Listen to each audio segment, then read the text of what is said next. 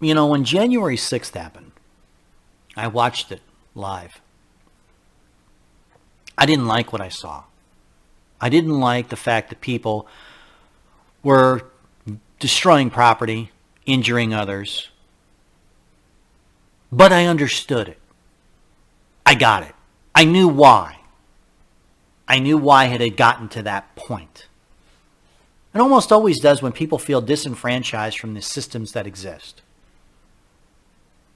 Many times in human history it's happened. People feel that they have no option. That's why violence happens. People feel they have no option. That's what I try to explain to you with urban crime. People in inner cities feel that they have no option. They have no legitimate authority to go to for restitution. They don't feel that they're getting their voice heard. That's why January 6th happened. There were people on the Hill that felt they had been disenfranchised by the last election, that their vote didn't count, or had been watered down so much that it no longer was of any value. More importantly, government has taken the attitude that you're of no value constantly with both their words and deeds. They have run roughshod over American people's interests and put themselves in power and put themselves into wealth rather than the American people. Violence, though, is not the problem. Nancy Pelosi in panic mode over what happened in January 6th. Why? Because it threatened her power and threatened her position, not because it was any real threat to democracy.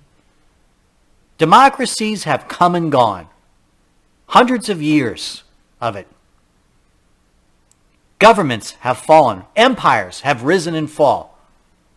Many times they have been violent throughout their entire history. We've had violence here in the United States since the inception.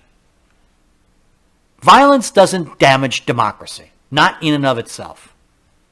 What damages democracy is when a government doesn't listen to its people. The government hasn't been listening to its people for the last 50 years. What the problem is narrative. People feel disenfranchised. They don't feel they have a voice. And so what is your answer to January 6th? Lock the people up in the hole, sure. But what is your answer? What really is the problem? Nancy Pelosi says, well, we need to end the filibuster. And we need to hear your voice less. We need to shut you up with censorship. We need to quiet you down so that you don't get your word out. That's her answer. You know, it amazes me. The Democrat Party has been built on violence. There was violence in the civil rights movement. There was violence in the union movement. The country is built on violence. Numerous wars, numerous insurrections around the city. What have we always been told? Well, we've heard you. I remember when Rodney King riots happened in Los Angeles. The city was burning. Mayhem. Stores, businesses, innocents killed, injured. What was the answer to that? Well, they replaced the police chief. We heard you. That's what the leaders of Los Angeles said to the people of Los Angeles. Well, we've heard you. We've heard about all these problems. We've heard because you didn't get restitution in the case of Rodney King, who was beaten by these police officers. The police officers walked. Well, we've heard you. We're going to make changes to the police department. Have things gotten better in Los Angeles? Nope. They've gotten worse. Violence didn't solve it. Because why? Because leadership didn't listen to the people. Leadership felt that the police shouldn't be beating someone for a traffic crime. Do you think that stopped? Nope. Oh no, they still follow you to your house and whatnot. That's why these people are doing that. Driving into their house for 2 hours. They lead the police on a merry chase, and then they drive into a neighborhood which is friendly to them and have 100 people's cell phone it because they know. Now, the problem is government. That's the threat to democracy, when a government doesn't listen to the people, regardless of what side of the argument, left or right. Regardless of the argument. When government doesn't respond to what the people's demands are, and the people's demands don't have to be, well, the cops are racist, so get rid of the cops. That's not answering the demands. That's catering to them. They should re-examine why they're having a problem with racial friction in these urban centers between the police and the individuals. But violence on January 6th, that was nothing, what happened on January 6th. It's a riot. No, it was more threatened when they decide to get rid of the filibuster in the Senate. That's a threat to democracy. When you say, we're tired of listening to you, we're going to take away your right to self-decide who and what your representation is. When they say to a district in Alabama, if you elect this man, we won't seat him in the Senate. That's a threat to democracy. When you say, we're going to investigate a former president who got half of the vote because he made a speech on January 6th in an attempt to blame him for it, that's a threat to democracy. When you constantly stir up and reopen old wounds, that's a threat to democracy. Not the actual violence. That's just the symptom of it. It's a symptom of an infection that's spreading through our culture, where we have to demand that everyone live as we do. That needs to stop. The original intent. I keep going back to that, but the reason I say it is because it's so critical as to the reasons why things are coming apart now. Because we went away from the original intent.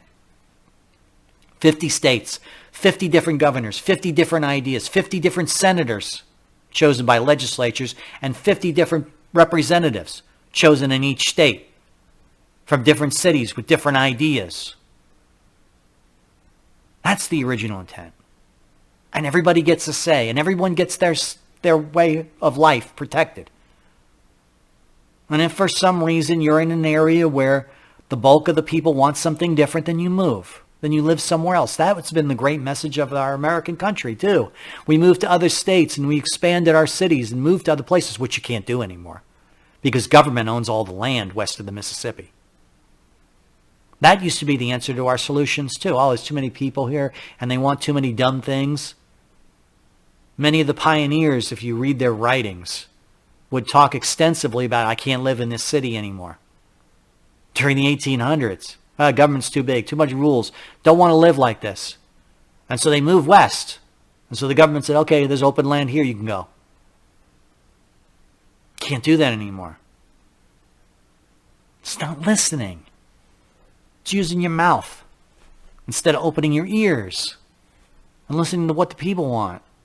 Why do you think there are so many, all these alternative views of politics on social media, on different podcasts and whatnot? It's because they're trying to tell you something. They're trying to get you to listen. And instead you just want to what? Censor them, shut them off, isolate them in their own little corner of the universe. Won't work. Won't work. Has it worked so far? CNN ratings went down to 80%. Didn't work, did it?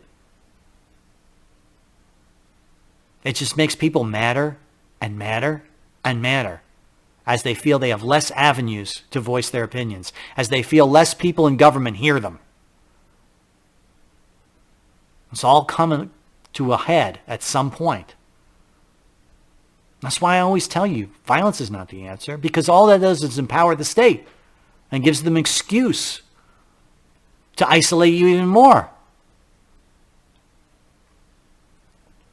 We're out of time. Again. I hope you enjoyed the new show and the slight format changes. We got a lot to bring you. I'm going to be here. I'm not going anywhere. I'm not giving up the fight. And I'm not going to play the fool's errand and play the game they want me to. I would encourage you to listen every day. We're on Monday through Thursday, 8 a.m. every day. iHeartRadio, Spotify, iTunes, whichever way you want to hear it, or direct from our website at libertyneversleeps.com. And if you like what you hear, send me a little money so I can expand the show. I'd like to do more with the show. I can't do it without funding. And if I take loans out in any form, someone else will own the show because I'll have to answer them at some point. So I'm trying to do it with listener funding. Help me out. We're out of time for today. I'll be back tomorrow. Take care, folks. Have a good one.